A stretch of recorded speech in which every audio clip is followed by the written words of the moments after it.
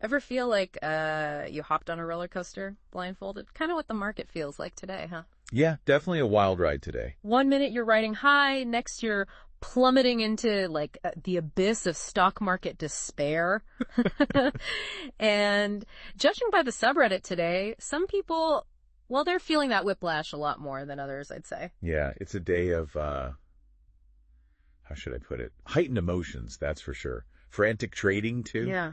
Part of it's probably the anticipation, right? TSM's earnings report is looming. Right.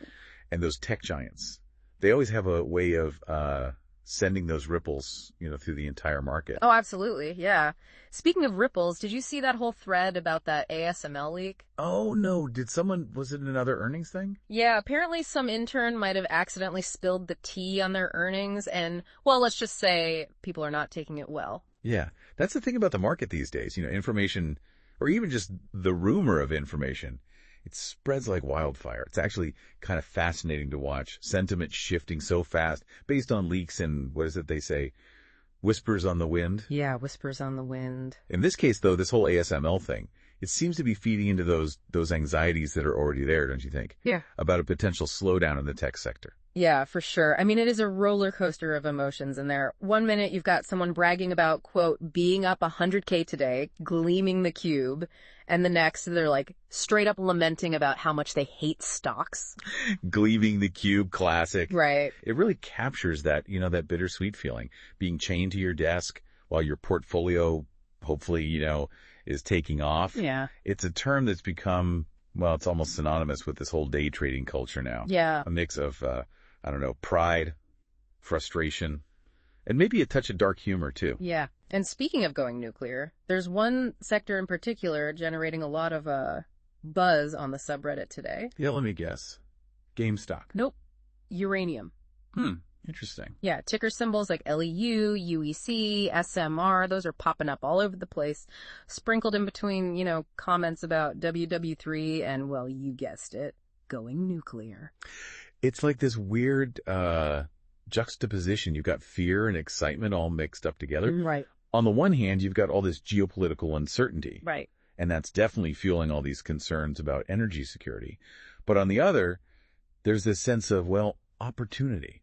Like some investors are betting big that uranium is going to be, the answer to the world's energy needs. Totally. I mean, one user even said they regretted not going full port on uranium, basically going all in. Wow, that's commitment. I know, right? Yeah. But then you've got other people pointing out that uranium is not exactly the new kid on the block. You know what I mean? It's true. Uranium's been around the block a few times. Yeah, some people have been holding on to it for years, and they're only just starting to finally see those profits now. Which I think brings us to the whole argument for a uranium boom, the one that was in that post you shared. Right.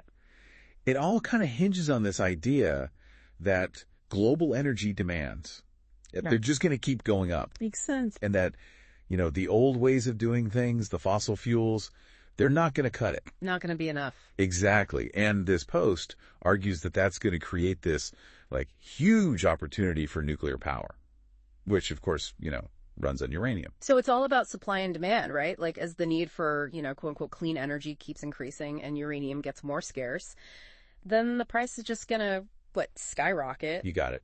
In a nutshell, that's the general idea. The Post even had all these projections showing a massive surge in demand for uranium by 2040. Wow, 2040. Driven by, new reactors being built and the lifespan of the plants that are already up and running. But, and I think this is important, just like any investment, timing is everything. Yeah, for sure. And, some users were a little skeptical about that whole timing thing.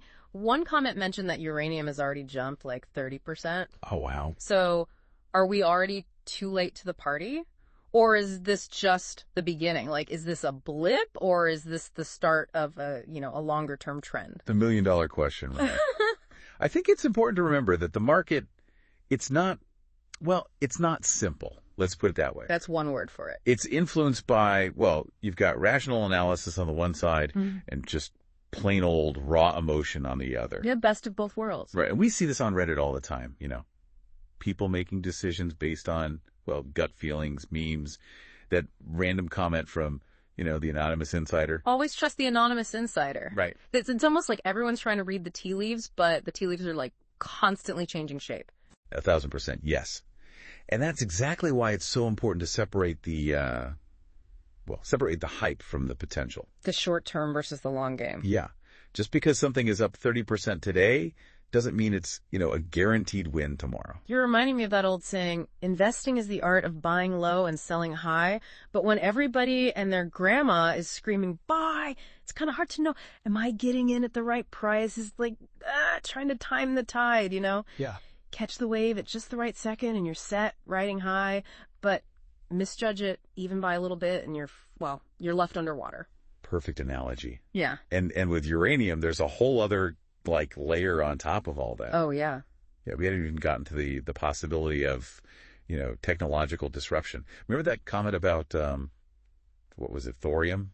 Oh, right. Thorium. Yeah. It's it's being positioned as this potential competitor to uranium, like in the whole nuclear fuel space. Yeah. So even if this whole uranium boom happens, there's no guarantee it's gonna, last forever. Exactly. There's always something that could, shake things up. Yeah. New tech, geopolitics going haywire, even just public opinion shifting. Okay, so let's bring it back to our listener for a sec. We've gone deep into this whole market sentiment thing, right? We've been down the rabbit hole. We've ridden that uranium roller coaster, maybe got a little whiplash along the way. What are the takeaways here? If you're listening to this, what do you need to know? I think the biggest thing is, how do I put it? Informed skepticism. Love it.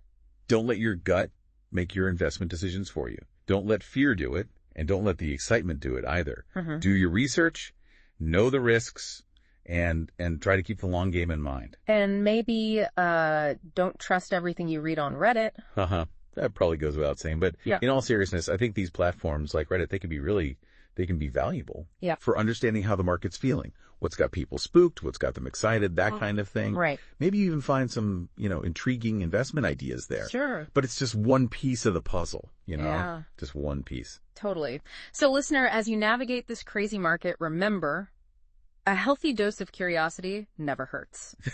And a critical eye, of course.